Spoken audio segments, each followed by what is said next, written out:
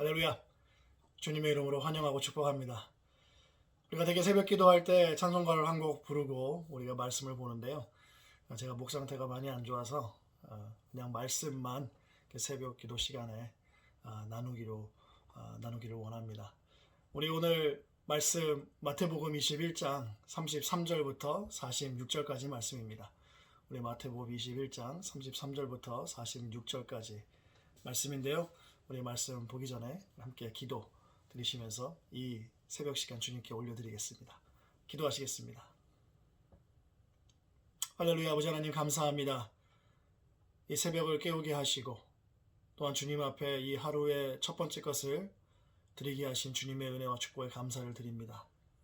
아버지 하나님, 이 시간 주님의 거룩한 말씀 우리가 함께 볼 때에 주님께서 그 말씀을 통하여 은혜를 주시고 깨달음을 주시고 그로 말미암아 주님께서 회개의 자리와 또 변화로 함께 하시사 우리가 더욱더 주님을 기쁘게 해드리고 또 주님의 나라 안에 또 열매를 많이 맺는 주님의 백성들이 될 수 있도록 주님 축복해 주시고 함께 하여 주시옵소서. 주님 홀로 영광 받아 주시기 원합니다. 모든 말씀 예수님의 이름으로 기도했습니다. 아멘. 네, 마태복음 21장 33절부터 46절까지 말씀입니다. 하나님의 말씀입니다. 다른 한 비유를 들으라. 한 집 주인이 포도원을 만들어 산울타리로 두르고 거기에 집자는 틀을 만들고 망대를 짓고 농부들에게 새로 주고 타국에 갔더니 열매 거둘 때가 가까움에 그 열매를 받으려고 자기 종들을 농부들에게 보내니 농부들이 종들을 잡아 하나는 심히 때리고 하나는 죽이고 하나는 돌로 쳤거늘 다시 다른 종들을 처음보다 많이 보내니 그들에게도 그렇게 하였는지라. 후에 자기 아들을 보내며 이르되 그들이 내 아들은 존대하리라 하였더니 농부들이 그 아들을 보고 서로 말하되 이는 상속자니 자 죽이고 그의 유산을 차지하자 하고 이에 잡아 포도원 밖에 내쫓아 죽였느니라. 그러면 포도원 주인이 올 때에 그 농부들을 어떻게 하겠느냐. 그들이 말하되 그 악한 자들을 진멸하고 포도원은 제때에 열매를 바칠 만한 다른 농부들에게 새로 줄지니이다. 예수께서 이르시되 너희가 성경의 건축자들이 버린 돌이 모퉁이의 머릿돌이 되었나니 이것은 주로 말미암아 된 것이요 우리 눈에 기이하도다 함을 읽어본 일이 없느냐. 그러므로 내가 너희에게 이르노니 하나님의 나라를 너희는 빼앗기고 그 나라의 열매 맺는 백성이 받으리라. 이 돌 위에 떨어지는 자는 깨지겠고 이 돌이 사람 위에 떨어지면 그를 가루로 만들어 흩으리라 하시니 대제사장들과 바리새인들이 예수의 비유를 듣고 자기들을 가리켜 말씀하심인 줄 알고 잡고자 하나 무리를 무서워하니 이는 그들이 예수를 선지자로 알미었더라. 아멘. 기도하시겠습니다. 하나님 아버지 거룩한 말씀 우리에게 이 아침에 주셨습니다. 이 말씀 우리의 가슴판에 새겨주시고 기억하고 아버지 하나님과 이 오늘 하루를 동행할 때에 주님을 영광되게 하는 우리 모두가 될 수 있도록 말씀의 은혜를 베풀어 주시옵소서. 모든 말씀 예수님의 이름으로 기도했습니다. 아멘. 제가 볼리비아 살았을 때 친구 하나가 있었습니다. 제가 그 친구 집에 처음으로 놀러 갔을 때 전 정말 생전 처음 보는 광경에 많이 놀란 적이 있었는데요. 그날 그 친구하고 이제 밖에서 농구하고 놀다가 그 친구가 자기 집에 가서 같이 시간 좀 같이 놀자고 해서 이제 터벅터벅 친구하고 얘기하면서 걸어갔어요.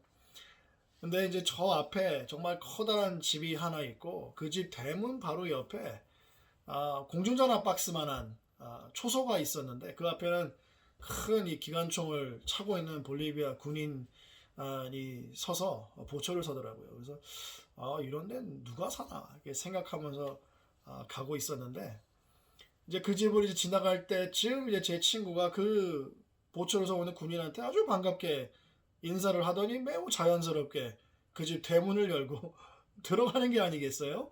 그래서 제가 좀 놀래서 네 아버지 뭐 하시는 분이야? 라고 물어봤죠. 알고 봤더니 제 친구 아버지가 미국 마약 단속국 헬기 조종사였습니다.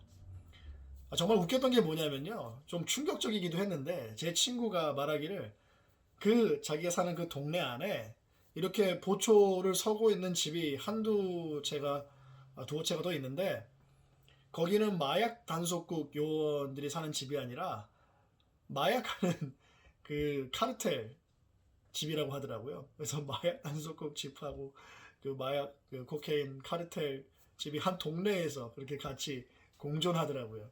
그때 제가 살았을 당시에는 콜롬비아가 넘버 원이었고 볼리비아가 이 코케인 재배에서 수출하는 나라 넘버 투였습니다, 세계로. 그래서 미국이 그때만 해도 개입을 많이 했었었죠. 신변 보호를 위해서 가드가 24시간 로테이션 하면서 지키고 있었기 때문에 자기 집은 뭐 꽤 안전하다고 하더라고요. 그러면서 좀 자연스럽게 드는 생각이, 그럼 이렇게 막 맘대로 다녀도 되니? 뭐 이 사람들이 다 알지 않을까? 알면 어떻게 되지 않을까라는 좀 걱정이 좀 앞서더라고요. 그래서 물어봤는데 아마도 다 알 거라고. 근데 자기가 마약 단속국 요원의 아들이란 걸 안 알기 때문에 오히려 더 괜찮다는 거예요. 그 친구 뭐 결국은 잘 살고 그리고 또 고등학교도 잘 졸업해서 미국으로 대학교 잘 왔습니다. 이 말씀을 드린 이유는 뭐냐면 오늘 말씀의 배경하고 정말 똑같은데 일어나는 상황이 너무나도 다릅니다. 예수님께서는 예루살렘에 들어가시고 지금 이 예루살렘에 있는 성전에서 이제 가르치시고 계신데, 거기에서 대제사장들하고 장로들이 나와서 당신이 뭔데 무슨 권한으로 이렇게 가르치고 있습니까? 이거 따지는 거예요. 이제 그때 예수님께서 말씀해 주신 것이 오늘 본문의 포도원 농부의 비유입니다. 이 포도원 주인이 포도원을 어떻게 만드는지 우리가 주목할 필요가 있는데요. 33절을 보게 되면 주인은 포도원을 다 만들고 거기를 다 산 울타리로 두르고 망대를 지어놨습니다. 산 울타리를 둘러서 야생동물이나 도둑으로부터 이 포도원을 보호하고요. 그리고 망대를 세워서 뭐 새들이 날라들거나 이제 도둑이 들지 못하도록 이제 거기에 그냥 가드가 서 있는 거죠. 그래서 이제 가드가 지켜보고, 그러니까 이제 포도원은 이제 완벽하게 세팅이 되어 있고 이제 보호를 받게 되는 것이죠. 이렇듯 그 당시 포도원들은요, 제 친구 집처럼 이렇게 산 울타리가 펜스도 쳐져 있지만 가드가 있어서 항상 그 포도원을 보호를 했습니다. 그게 그때 당시 모습이에요. 그래서 포도원을 다 만들고 외부에서 야생 동물이나 이 도둑이 들어오지 못하도록 완벽하게 세팅을 다 해놓고, 이제 주인은 포도원에서 일하는 농부들에게 세를 주고 떠납니다. 그건 무슨 말을 하는 거냐면 그 포도원 주인하고 농부들하고 계약을 맺어놓은 상태에서 리스 컨트랙이죠. 보면은 그걸 맺어놓고 지금 주인은 멀리 떠난 거예요. 그 계약은 뭐냐면 수확 때에 이 열매를 가지러 오겠다는 겁니다. 그래서 어떻게 보면은 큰 일이 일어날래야 일어날 수가 없게끔 주인이 다 해놓았기 때문에 포도만 잘 자라고 농부들만 잘 일해주면 정말 모든 게 순탄할 수밖에 없는 그런 세팅이었던 거죠. 그런데 이 외부의 야생 동물들과 도둑들이 오는지만 잘 지키려고 벽도 치고 이제 망대도 세우고 또 가드까지 세웠는데, 계약까지 하고 그리고 믿고 맡겼던 이 농부들이 문제를 일으킨 거죠. 계약대로 열매를 가지러 온 주인의 종들을 농부들이 정말 악한 마음을 품고 그들을 때리고 죽이고 그리고 돌로 칩니다. 그 소식을 들은 주인은 좀 보복할 마음이 생기는 게 어떻게 보면 당연한 건데, 그들을 응징하지 않고 어떻게 보면 더 많은 인내로 더 많은 종들을 보내서 열매를 가져오게 했는데요. 첫 번째로 왔던 종들과 같은 운명을 맞이하게 됩니다. 더 나아가서 이 주인은 응징하지 않습니다. 더 큰 인내와 자비를 가지고 자기 아들을 보냅니다. 자기 아들을 존대해 줄 것이라는 기대로 보냈지만 오히려 이 농부들의 마음은 더 큰 욕심이 생기고 악한 그 근성이 나타나서 그 아들을 잡아 내쫓아 죽여버리죠. 자, 이쯤에서 우리가 좀 살펴봐야 될 예언이 하나가 있습니다. 바로 포도원 노래로 알려져 있는 이 이사야서 5장 말씀인데요. 이 이사야서 5장 1절부터 7절까지 말씀을 읽어드리겠습니다. 하나님의 말씀입니다. 나는 내가 사랑하는 자를 위하여 노래하되 내가 사랑하는 자의 포도원을 노래하리라. 내가 사랑하는 자에게 포도원이 있으며 심히 기름진 사내로다. 땅을 파서 돌을 제하고 극상품 포도나무를 심었도다. 그 중에 망대를 세웠고 또 그 안에 술틀을 팠도다. 좋은 포도 맺기를 바랐더니 들포도를 맺었도다. 예루살렘 주민과 유다 사람들아 구하노니 이제 나와 내 포도원 사이에서 사리를 판단하라. 내가 내 포도원을 위하여 행한 것 외에 무엇을 더할 것이 있으랴. 내가 좋은 포도 맺기를 기다렸거늘 들포도를 맺으면 어찌 됨인고. 이제 내가 내 포도원에 어떻게 행할지를 너희에게 이르리라. 내가 그 울타리를 걷어 먹힘을 당하게 하며 그 담을 헐어 짓밟히게 할 것이요 내가 그것을 황폐하게 하리니 다시는 가지를 자름이나 북을 돋우지 못하여 찔레와 가시가 날 것이며 내가 또 구름에게 명하여 그 위에 비를 내리지 못하게 하리라 하셨으니 무릇 만군의 여호와의 포도원은 이스라엘 족속이요 그가 기뻐하시는 나무는 유다 사람이라. 그들에게 정의를 바라셨더니 도리어 포학이요 그들에게 공의를 바라셨더니 도리어 부르짖음이었도다. 하나님께서는 정말 아름답고 풍성한 포도원을 만드셔서 많은 아름다운 좋은 열매를 맺기를 원하셨습니다. 그렇지만 오히려 안 좋은 포도가 맺히게 되었죠. 그 원인을 아시는 하나님은 포도원을 파괴하고 황폐하게 하실 거라 하십니다. 자, 이 노래의 배경은 뭐냐면요. 하나님은 정의와 공의를 바라셨는데 하나님께 행해졌던 것은 이 이스라엘과 유다가 저지른 사륙, 포학이고요. 그리고 그 가운데 생겨난 고통과 절망의 부르짖음만 있었다는 겁니다. 예수님께서 포도원의 비유를 말씀하실 때 마태복음에서 사실상 이스라엘 땅에는 포도만 키우는 포도원은 거의 존재하지 않았다고 해요. 대신에 포도도 키우는 과일 농장이었는데 이 포도원 자체가 일반적이지 않았기 때문에 더욱더 대제사장들과 바리새인들은 예수님께서 포도원의 비유를 통해서 이사야서 5장을 암시한다는 것을 알았고 그것이 바로 자기들 얘기를 한다는 사실을 알아차렸던 거예요. 그래서 예수님을 잡으려고 했던 거죠. 더 나아가서 비유 속에서 열매를 가져오라고 종을 보냈잖아요.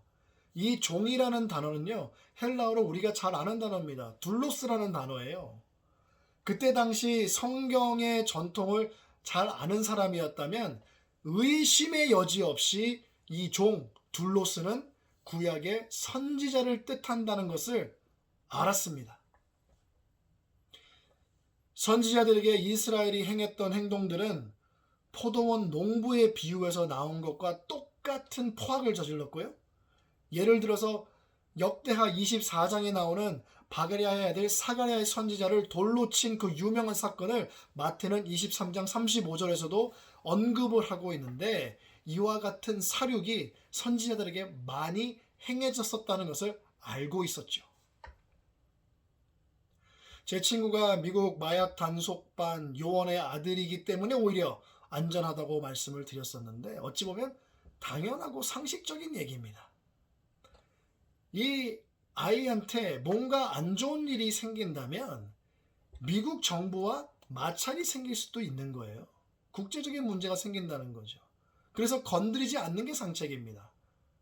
그런데 이 농부들은 욕심과 교만함으로 가득 차서 이 포악한 마음으로 종들과 주인의 아들까지도 포도원 밖으로 내쫓아 죽여버렸던 거죠. 정말 앞뒤 가리지 않고 포악과 사륙을 일삼았던 이 악한 농부들, 이사야 5장이 얘기하고 있는 이스라엘과 유다, 그리고 자기들 대제사장, 장로, 바리새인들 다 같은 사람이라고 얘기를 하고 있는 것입니다. 이 사람들은 어떤 사람들입니까? 하나님의 뜻을 어기는 사람들, 하나님의 종들을 무자비하게 잡아서 폭행을 가하고 죽였던 사람들, 그로 인해서 자기의 그 유익을 취했던 사람들, 바로 누굽니까? 선택받은 민족이자 종교 지도자이고 성경을 그 누구보다도 잘 알고 이해했던 사람들입니다. 비유에서도 말씀하고 계시지만 그들은 하나님과 계약 관계에 있었어요. 이 계약 관계를 성경에서는 뭐라고 말하고 있냐면 언약 관계라고 얘기합니다. 우리 교회는 소정의 과정을 마치신 분들을 등록교인이라고 하지 않고 언약교인이라고 합니다. 왜냐하면 우리는 그리스도 안에서 언약으로 맺어진 교회 공동체이기 때문에 그렇습니다. 언약을 하고 언약교인이 되면 언약적인 관계 안에서 재직으로 섬길 수 있고, 그리고 중대한 결정을 놓고 투표를 할 수 있게 됩니다. 우리 교회는 이 언약적인 관계를 매우 중요시 여깁니다. 그렇지만 사실상 성경적으로 볼 때에 이 세상에 존재하는 모든 성도들은요, 하나님과 언약 관계에 있습니다. 그리고 우리는 예수님 안에서 서로 언약적 관계를 맺고 있다는 사실을 우리는 항상 기억해야 됩니다. 나는 언약을 지키지 않으면서 하나님께 언약을 지키라고 하나님의 약속을 붙잡는다고 한다는 것은요, 사실상 말도 안 되는 폭행입니다. 우리의 부족함을 앞세워 은혜를 찾습니다. 은혜를 구합니다. 축복을 구합니다. 그리고 은혜 가운데 응답을 구하죠. 우리가 해야 하고 지켜야 하는 언약을 전혀 이행하지 않으면서 말이죠. 오늘 비유에서 나오는 대제사장들과 바리새인들, 장로들, 그들과 나의 차이는, 그들과 여러분들의 차이는 무엇입니까? 여러 가지 의미가 있겠습니다만 개인적으로 사순절은요, 회개를 통해서 변화되는 시간이라고 생각됩니다. 이 귀한 사순절 기간 동안 말씀으로 말미암아 깨달음을 얻기를 원합니다. 그 깨달음을 통해서 회개하고 그로 말미암아 실질적으로 나타나는 변화, 그 변화된 삶을 통해서 많은 열매를 맺어 주님께 안겨드리는 저와 여러분이 되시기를 주님의 이름으로 축복합니다. 기도하시겠습니다. 하나님 아버지, 감사합니다. 아버지, 때로는 우리가 이 성경에 나온 이 바리새인들과 또 대제사장들과 장로보다 나은 사람이라고 생각할 때도 있습니다. 그러나 우리는 어쩔 때는 전혀 다르지 않은 모습으로 삽니다. 그러면서 주님의 약속을 붙잡고 주님께서 약속을 이행하라고 우리는 구합니다. 그러한 모순된 삶에서 벗어날 수 있도록 주님 도와주시고, 아버지 하나님, 회개를 통해서 진정한 크리스천의 모습으로 예수님을 따라서 사는 사람의 모습, 크라이스트 팔로워로 살아갈 수 있도록 주님 은혜의 은혜를 더해 주시옵소서. 오늘 하루도 그렇게 삶으로 말미암아 많은 열매를 맺어 주님께 안겨드리는 주님의 백성들 될 수 있도록 주님 도와주시고 함께해 주시옵소서. 오늘 하루도 보호해 주시고 지켜주시고 은혜 베풀어 주시기를 원하며 모든 말씀 예수님의 이름으로 기도드렸사옵나이다. 아멘.